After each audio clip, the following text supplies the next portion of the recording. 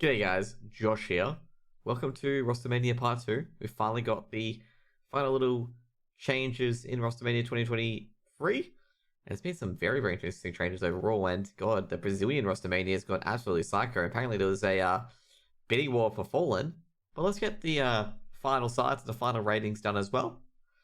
Now let's take a look for Imperial. So Imperial complete the lineup with Henny and Phelps. I guess overall this team's going nowhere. I mean, the only players that I rate at the moment is just Vinny and Joda.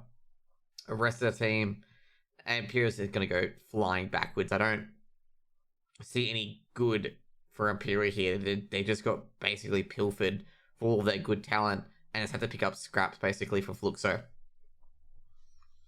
Sprout unveil a new team, by the way. So Sprout get a wonderful. It's a bit sad to see the Spirit, young Spirit lineup basically get taken apart for parts, but at least they promote the Spirit Academy players up as well. And they pick up Alpha, wonderful, Riles, Spookhair, who's been in Prospect, who's pretty good, and Cypher. And they keep Barry as the coach. Now Spook's got a bit of a issue at the moment with Overdrive putting out a thing saying he's been fixing matches as well. Wonder how long he would last as Sprout. It really depends on how that pans out. Overall, feel that team, for Sprout being like a tier 2 team, feels a pretty strong outfit as well, especially with Wonderful as well. It's definitely boosts his team up. I feel like this is probably a good change overall for Sprout. Haven't heard much about Alpha, but Raoul's and Spook was pretty good in 0-0 prospects. So that looks fairly good. Now for Fluxo picked up some players from various areas. They picked up PKL, Zevi, obviously from Pain, and they picked up Lucas, VSM, and Torno. I feel like this is a lot better lineup than they had previously Fluxo. I mean, Fluxo's previous lineup was pretty average and pretty bad. There's a reason why they went 0-3. And I called them going 0-3, given how they weren't very convincing getting into the majors through the America's RMR at all. Basically, they got rid of Woody, History, and Phelps, which is probably a good idea, given the fact that team did not work at all. They looked very lackluster, and they looked very lethargic on the stage as well, so they need to get some youth into that team. Now, Nipple, that's what his name is, he's been going back to Bait. Probably a good idea for him, to be honest, given the fact that he was very underwhelming at Nip. And, Na'Vi. He was not very good at all. I don't know why they picked him up. And obviously Na'Vi exploited their roster, which is understandable. He joins up Wrinkle, Captain Kurt, Amster, and Owner for Bait. Probably a good area for him to go, because Bait's in that tier 2 scene. Might build up some confidence and build up some extra play as well.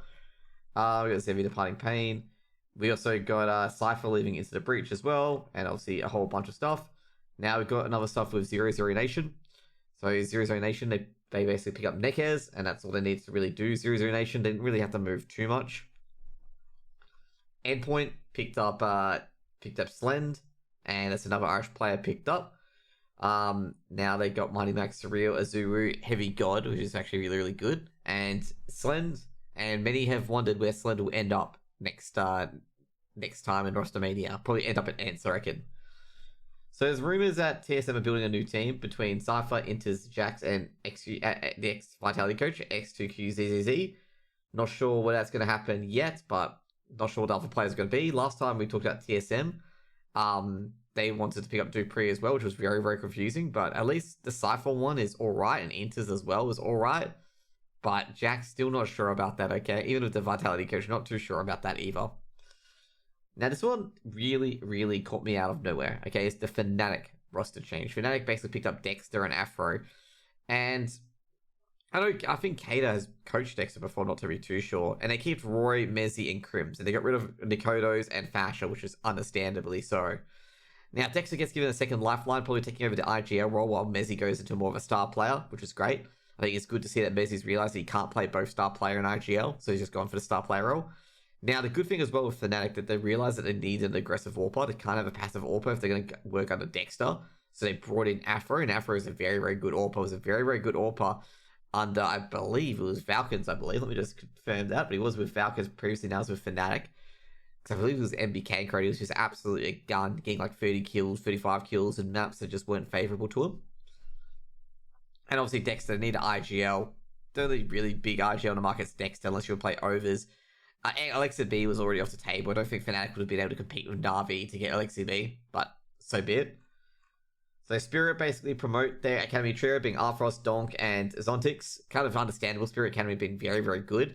So just promoting their free core up there would probably be the main main shoot or main goal. And probably the 2 other players that were in their academy probably get moved on as well. Wouldn't be too surprised that a lot of players would be looking at them and licking their lips. Virtus Pro, after getting rid of Kayron, slide on Mia for the long term. Also as well with Norbert, I gotta say, not sure if Norbert's gonna stay there. Mia is definitely a good pickup for Virtus Pro. They just need a veteran rifler. Mia is an incredible veteran rifler. He's definitely good with Spirit in the old days as well. He's absolutely very, very strong. He'll definitely work well under James as well. And probably will bounce off Flit and Keycut very, very well. Now, I don't think Norbert's going to fit back into this lineup. I mean, you got Flame Flit, Flame Fit, very good riflers. You got Mia to back it up as well and Keycut. I gotta say right now, Virtus Pro are going to make a tilt for the major, okay? They are definitely going to make a tilt for that major with this roster. And they may win another major, okay? And this time it'll be expected rather than, oh, it's Virtus Pro v Heroic for the major and they win, that kind of thing. But overall, I think that's it. Yeah, I think that is it with all the... No, it's not it yet. Sorry, my bad. Not it yet. The next lineup will be the Furia lineup, which they pick up Cello and Fallen. Now, there was a bidding war between 2 teams for Fallen, and I have no idea why there was a bidding war between these 2 teams. Because why are you trying to bid for a 32-year-old AWPer? Just going to confirm he's 32. Yeah, 32-year-old AWPer that's going down and getting washed up. I just don't understand it. Okay, I know Fallen is a brand ambassador and stuff like that, but he's going to last only at least 2 years max before he has to go, okay? Like, I just don't see him sticking around for that long. And I just can't believe there's a bidding war over it. I really can't there's a bidding war over Fallen. Furia obviously needs some new direction, so they think Fallen is the answer. But I gotta say, they're gonna find out very, very quickly that he ain't the answer. He's just a short-term solution. And that's pretty much it. That's pretty much it with the changes so far. I feel like the biggest winners of this Rostermania, the ones that got like all the upgrades and stuff like that as well, that actually have, you know, performed relatively well. I'd say I'm going to give Na'Vi a bit of an out there one. The worst one clearly by far is OG. Fnatic, you know, Fnatic got another out there one as well. But I think the winner of this Rostermania is Astralis. Astralis actually promoted good, got rid of dead weight and promoted good players to their roster as well and picked up some decent players as well.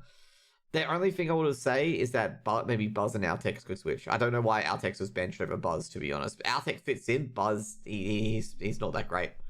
So I'm a bit surprised that, you know, he got in. But overall, I feel like Astralis is the biggest winners of the Rostermania, I'm going to say. I think it's going to show as well that Astralis are going to show a new form and just absolutely blitz people as well. Anyways, guys, that's going to be it for today. Hope you guys have a good one, and see you guys later. Bye.